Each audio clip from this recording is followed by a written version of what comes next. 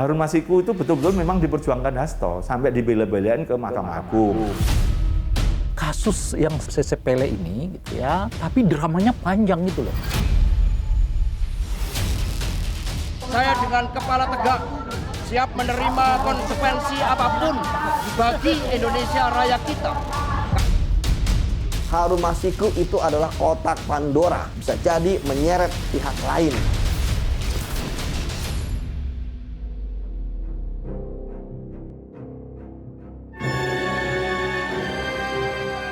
Setelah ditetapkan Komisi Pemberantasan Korupsi sebagai tersangka, Hasto Kristianto terus melakukan upaya perlawanan. Sekjen PDIP ini mengajukan gugatan pra-peradilan atas penetapan statusnya sebagai tersangka. Orang kedua di Partai Banteng ini menilai penetapan dirinya sebagai tersangka kasus suap anggota KPU Wahyu Setiawan dan menghalangi proses hukum dalam kasus yang sama tidak sah.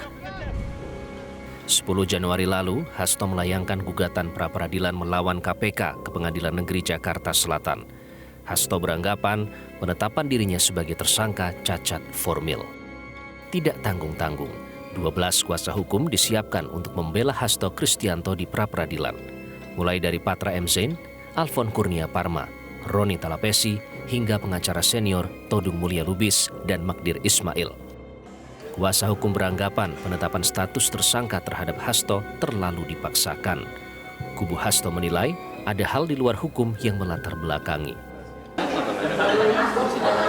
Saya melihat, saya tadi kan sudah sampaikan bahwa ini apa ya, bukan faktor yuridisnya, ini lebih kental non yuridisnya. Yang kami sampaikan bahwa ada yang coba mengawat-awat PD Perjuangan.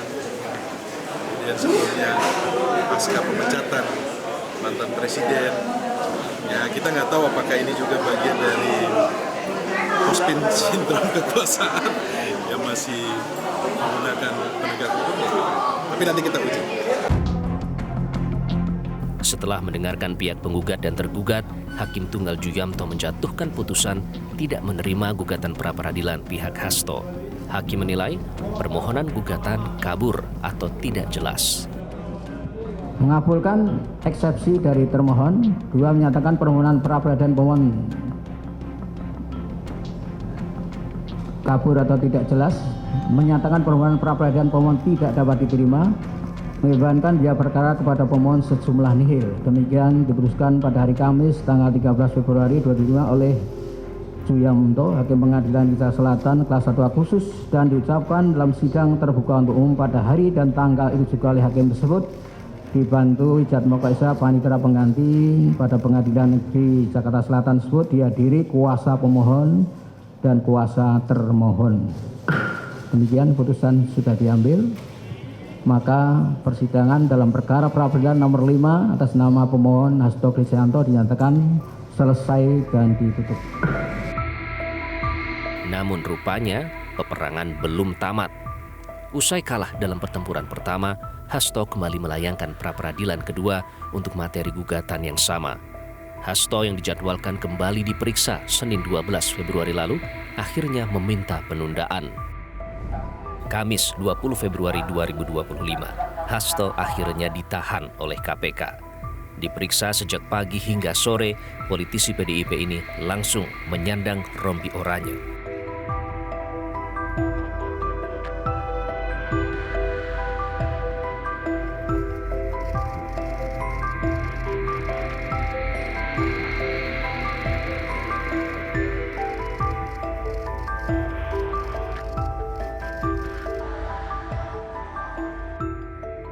Meski begitu, ia berharap tidak langsung ditahan. Guna kepentingan penyidikan terhadap tersangka HK, dilakukan penahanan selama 20 hari, terhitung mulai tanggal 20 Februari 2025 sampai dengan tanggal 11 Maret 2025. Terkait penahanan tersebut, KPK menegaskan tidak ada unsur politisasi terkait status Hasto. Penyidik sudah memiliki bukti keterlibatan Hasto.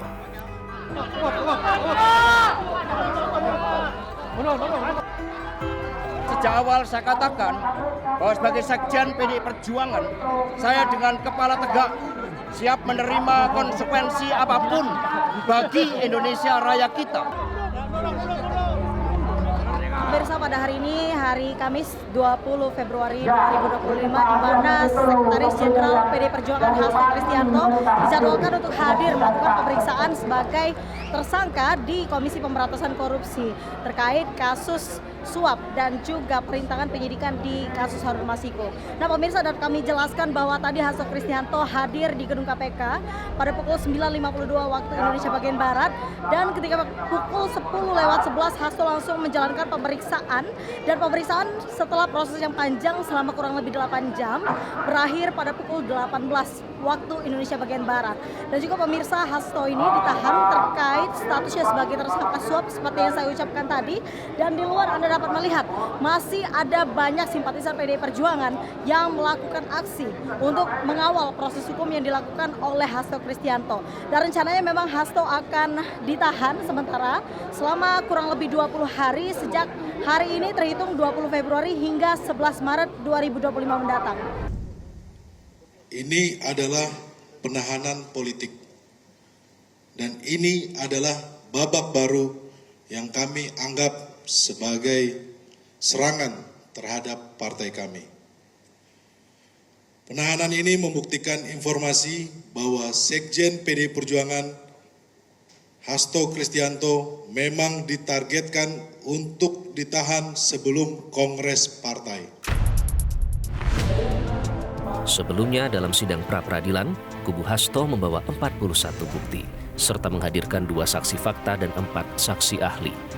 Saksi fakta yang dimaksud adalah saksi yang mengetahui atau mengalami unsur pemaksaan dalam pemeriksaan penyidikan KPK. Saksi dimaksud tak lain adalah Agustiani Tio Fridelina dan Kusnadi. Agustiani mengaku pernah didatangi dan ditawari uang 2 miliar rupiah oleh orang tidak dikenal sebelum menjalani pemeriksaan di KPK 6 Januari 2025 lalu. Emang seperti apa yang diminta? Maksudnya apakah harus mau berubah keterangan kah yang di BAP? Atau misalnya mengatakan, udah akuin sajalah uang itu dari si Anu misalnya. Bisa nggak saudara jelaskan itu? Enggak sih, enggak persis seperti itu. Dia hanya mengatakan, tolong Bu Tio bicara yang sejujurnya. Ini penyidik ya. Nah, boleh tahu berapa jumlah uangnya? Ya. Disebutkan saja nggak apa-apa. Ya apa? Sekitar 2 miliar. 2 miliar. Sementara saksi Kusnadi membantah ada perintah Hasto untuk menghilangkan barang bukti suap Harun Masiku. Ajudan ini juga membantah asal-usul uang suap berasal dari Hasto. Setelah 10 Juni disita HP-nya, faktanya pemeriksaan berikutnya itu saudara saksi di BAP kan. Faktanya HP-nya masih ada. HP-nya kan ada Pak itu. HP-nya masih ada. Iya. Oke, jadi HP-nya bukan ditenggelamkan. Nggak ada nenggelamkan HP Pak. HP-nya diserahkan kepada siapa? Ya disita itu Pak. Disita Rosa. sama Rosa. Iya. Apa Bapak mengalami, melihat, mendengar, mengetahui terkait dengan uang suap itu ada keterlibatan Pak Hasto? Ada apa enggak? Tidak ada Pak. Tidak ada ya? Ya karena itu Pak Harun kan langsungnya ke saya Pak. Kalau kita melihat ke belakang ya, sidang gugatan pra-peradilan penetapan tersangka Sekjen PDIP Hasto Kristianto ini memang belakangan muncul fakta-fakta yang cukup mencengangkan publik. Khususnya kesaksian dari mantan anggota Bawaslu Agustiani Tio Fridelina yang baru-baru ini mengaku pernah ditawari untuk memberikan kesaksian atas Hasto Kristianto dan ditawarkan uang senilai 2 miliar rupiah. Seperti kita tahu, Agustiani Tio Fridelina sendiri adalah terpidana dalam kasus suap kepada anggota KPU Wahyu Setiawan. Agustiani sudah divonis 4 tahun penjara pada tahun 2020 lalu karena menerima uang senilai 600 juta rupiah. Agustiani sendiri kini sudah bebas dan sudah menjalani masa pidananya. Nah, kesaksian dari Agustiani ini menjadi bola liar di publik. Siapa yang menawarkan uang tersebut, atas dasar kapasitas apa, atau punya kepentingan apa terhadap penetapan Hasto sebagai tersangka. Ini tentu menjadi PR besar bagi penyidik KPK untuk menelisik lebih dalam siapa orang tersebut. Hasto Kristianto ditetapkan sebagai tersangka oleh KPK pada 24 Desember 2024 lalu. Sekjen Partai Banteng ini dijerat dengan 2 pasal sangkaan sekaligus, yaitu pasal suap dan penghalangan proses hukum. Namun, Hasto terus melakukan upaya perlawanan dan kini kembali melayangkan gugatan pra-peradilan kedua. Harun Masiku itu betul-betul memang diperjuangkan Hasto sampai dibela-belain ke Mahkamah Agung, dapat fatwa, dapat judicial review.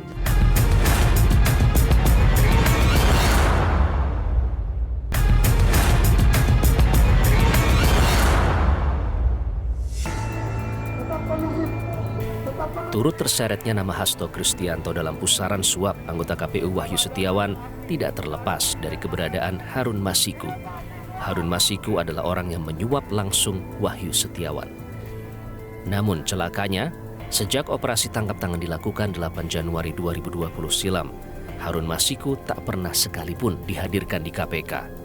Hingga kini, Harun Masiku masih berstatus buronan. Biro Hukum KPK menjelaskan, Hasto menitipkan uang suap 400 juta rupiah melalui Kusnadi untuk diberikan kepada Doni Tri Istiqomah. Bahwa sekitar tanggal 13 Desember 2019, Saiful Bahri melaporkan kepada Hasto Kristianto terkait kelanjutan dan perkembangan urusan Harun Masiku.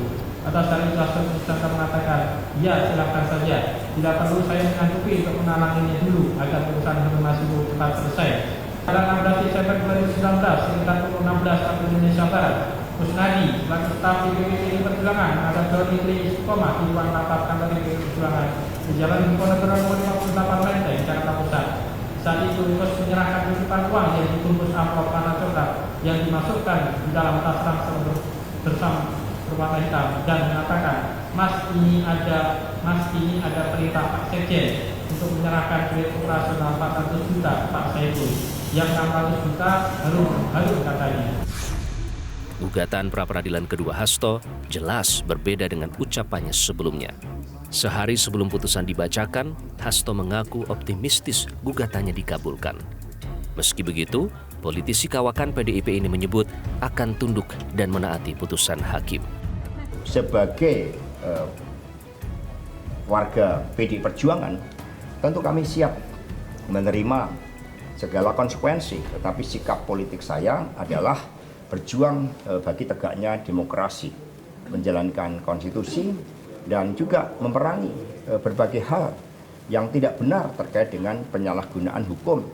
Dari fakta-fakta yang ditampilkan kan banyak kejadian-kejadian, sehingga ada ahli yang kemudian menyimpulkan bahwa saya ini ditetapkan sebagai tersangka terlebih dahulu dan kemudian baru proses yang lain dilakukan. Banyak juga ada saksi intimidasi, tetapi sekali lagi semuanya kami serahkan kepada keputusan hakim. Apapun keputusannya, kami akan taati sepenuhnya.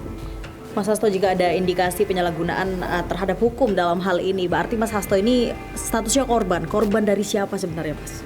Nanti kita lihat dulu kan keputusannya kayak apa, gitu ya. Oke. Masyarakat Anti Korupsi Indonesia menilai materi gugatan pra-peradilan Hasto hanyalah debat kusir yang tidak esensial. Meski begitu, Maki menghormati hak asasi Hasto. Ya enggak juga sepenuhnya begitu gitu. Itu kan berdalihnya dari putusan-putusan sebelumnya Wahyu Setiawan, Freddy Natio, dan Saiful Bahri yang di sana tidak membahas tentang keterlibatan Hasto misalnya gitu. Tapi kan memang itu bisa saja disimpan oleh KPK. Memang belum menyasar ke Hasto kok. Kan itu. Nah, bisa aja ada mereka punya alat bukti, terutama kalau bicara sekarang KPK itu kan alat bukti elektronik yang paling gampang dan tidak mudah dipatahkan. Ada pembicaraan yang bisa di-typing, bisa diambil oleh KPK, misalnya bagaimana pembicaraan Hasto dengan Saiful Bahri, dengan Doni Tri Istiqomah, mungkin juga dengan Wahyu Setiawan, kan itu bagaimana rangkaian itu, bahwa ini sebenarnya diduga tidak lolos, harusnya Harun Masiku, tapi berusaha diloloskan. Nah, diloloskan ternyata ada dugaan uang pelicin kan itu. Nah, bahwa ini uangnya kecil atau besar itu apapun ini perbuatannya ada, dan alat buktinya itu kan selain saksi, selain juga dokumen itu adalah elektronik, di mana KPK nampaknya beberapa kali itu sudah mesepil itu gitu. Di persidangannya Saiful Bahri juga sudah disepil kok, ada kok itu. Maki meyakini KPK bahkan publik pun mahfum ada banyak alat bukti petunjuk yang mengarah pada keterlibatan sosok Hasto. Terlebih Wahyu Setiawan diindikasikan juga memiliki kedekatan dengan PDIP. ini yang bukti yang kadang-kadang masyarakat kurang tahu, berikan narasi juga, alat bukti petunjuk. Jadi alat bukti petunjuk itu serangkaian. Loh, misalnya Hasto pernah nemui Wahyu Setiawan. Nah, ngapain? Kan itu. Meskipun kita tidak tahu pembicaraannya apa. Apalagi Wahyu Setiawan itu kan tanda kutip sebenarnya berangkat itu rekomendasi dari PDIP. Harun Masiku itu betul-betul memang diperjuangkan Hasto sampai dibela-belain ke Mahkamah Agung. Dapat fatwa, dapat judicial review. Jadi ini rangkaian-rangkaian ini tinggal dirangkai bahwa bukti petunjuk bahwa Pak Hasto itu berkepentingan terhadap Harun Masiku. Dari data yang realitas miliki, Wahyu Setiawan memang dekat dengan kubu Banteng. Terbukti dalam dokumen pendaftarannya sebagai calon anggota KPU periode 2017-2022, Wahyu mencantumkan rekomendasi dari 3 pengurus Gerakan Mahasiswa Nasional Indonesia Jawa Tengah. Sementara Agustiani Tio Fridelina adalah kader PDIP dan pernah terdaftar sebagai caleg pada pemilu 2014 dan 2019. Sebelumnya Agustiani pernah menjabat anggota Bawaslu periode 2008-2013. Agustiani yang juga terpidana kasus suap PAW Harun Masiku dan divonis 4 tahun pidana penjara ini sebelumnya juga aktif di organisasi GMNI. Kalau kita flashback ke belakang dalam kasus suap ini memang cukup menarik ya, karena nama Hasto Kristianto sendiri sebenarnya sudah disebut-sebut terlibat cukup lama, namun tenggelam dalam waktu 5 tahun lamanya. Nah, tenggelamnya kelanjutan kasus ini dikait-kaitkan dengan rezim yang saat itu berkuasa. Namun saat ini rezim sudah berganti, peta politik juga sudah bergeser. Namun spekulasi politik hukum itulah yang bermunculan di ranah publik. Namun setidaknya, paling tidak ada beberapa nama-nama penting yang sudah dicatat oleh tim realitas. Antaranya Saiful Bahri, kemudian Wahyu Setiawan, ada Agustiani Tio Fridelina, kemudian pengacara Doni Tri Istiawan yang kini juga sudah berstatus sebagai tersangka. Dan tentu saja Harun Masiku. Harun Masiku itu adalah kotak Pandora, bisa jadi menyeret pihak lain.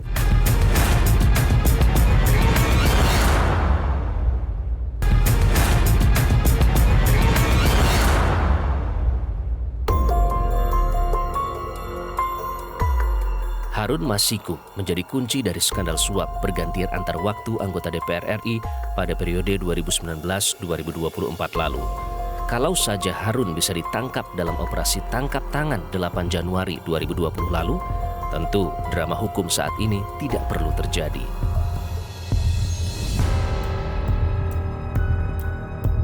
Lokasi ini menjadi saksi bisu keberadaan Harun Masiku. Di hari yang sama, operasi tangkap tangan dilakukan terhadap Wahyu Setiawan 8 Januari 2020.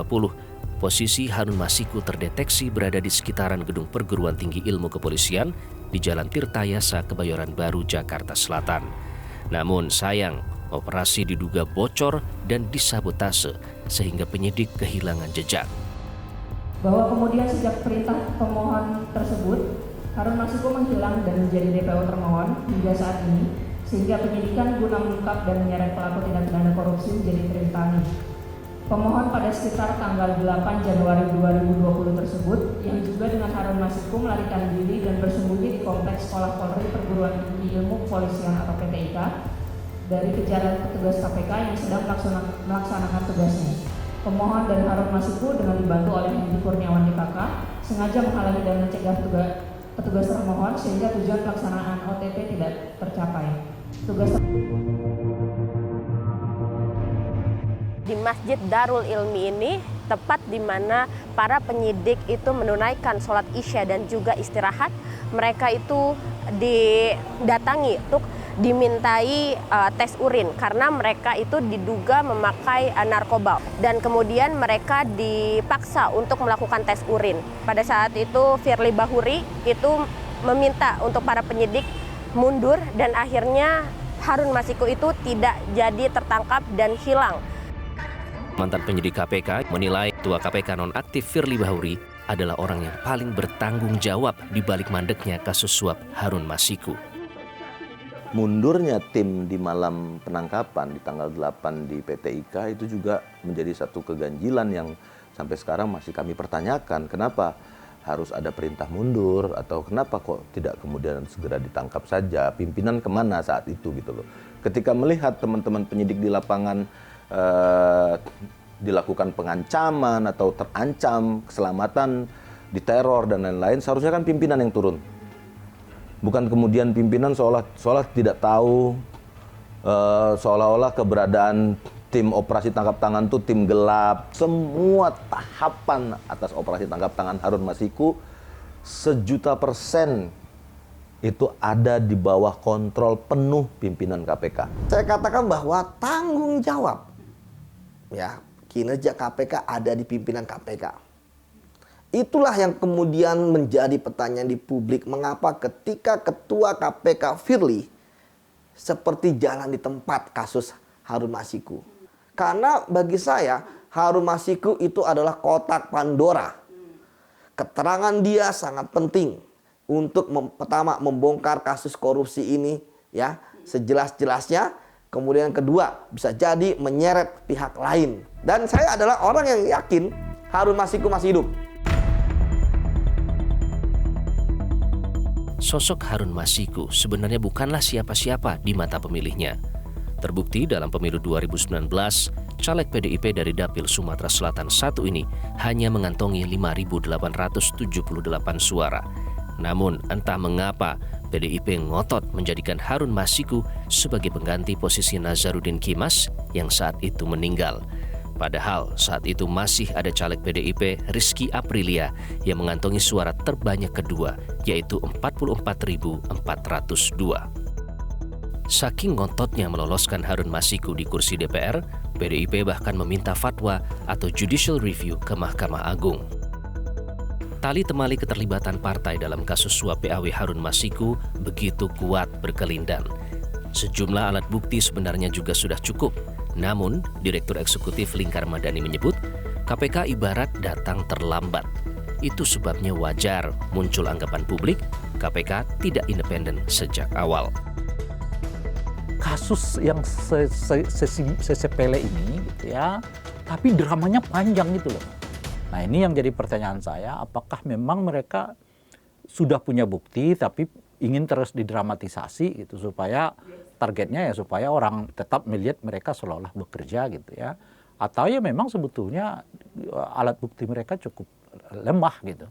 Oleh karena itu ya sekarang terus mereka nyari bukti sini lagi, bukti sana lagi dan sebagainya gitu. Ya selain mungkin susah menilai kita itu melihatnya dalam konteks hitam putih bahwa ini misalnya ada upaya politisasi macam-macam. Cuma kalau kita lihat dari berbagai argumen yang saya sebut itu tadi ya tentu tidak menutup kemungkinan ya pikiran kita bahwa memang ada upaya politisasi di dalam kasus ini gitu ya. Selain pertama secara kualitatif ini sebetulnya ranking ke-10 gitu loh. Kalau dari kita buat misalnya jajaran kasus lah ya.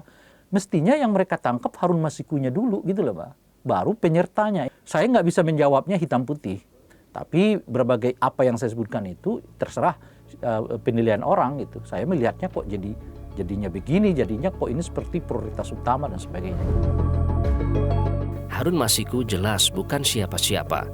Hanya gara-gara seorang caleg dengan 5.000 suara saja, publik negeri ini harus disuguhi tontonan drama berseri yang tak kunjung tamat hingga 5 tahun.